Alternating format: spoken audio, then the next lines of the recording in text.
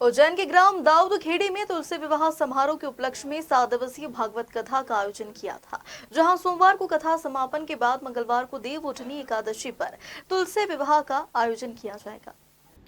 हिंदुओं के तीज त्योहार की शुरुआत दीपावली पर्व से ही शुरू हो जाती है।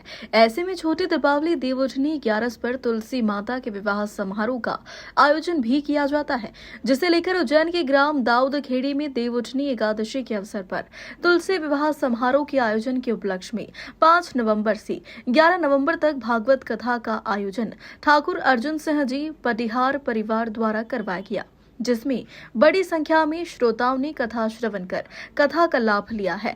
कथा व्यास पंडित अर्जुन गौतम द्वारा बताया गया कि कथा का वाचन उनके द्वारा करवाया गया, जिसमें कथा के समापन पर एक जुलूस भी निकाला गया है, जो ठाकुर अर्जुन सिंह जी के घर से शुरू होकर ग्रामीण रास्तों से भगवान राधा कृष्ण के मंदिर पहुंचा, जहां भगवान राधा कृष्ण की आरती के पश्चात जुलूस का समापन हुआ।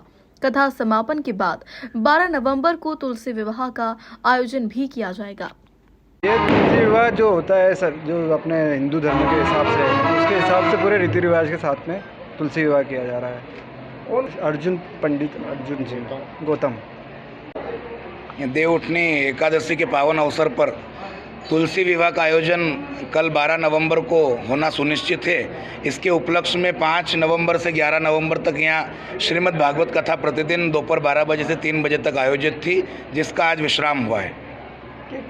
सर्वजन हिताय सर्वजन सुखाय सनातन संस्कृति के हित के लिए, संरक्षण के लिए ये आयोजन है।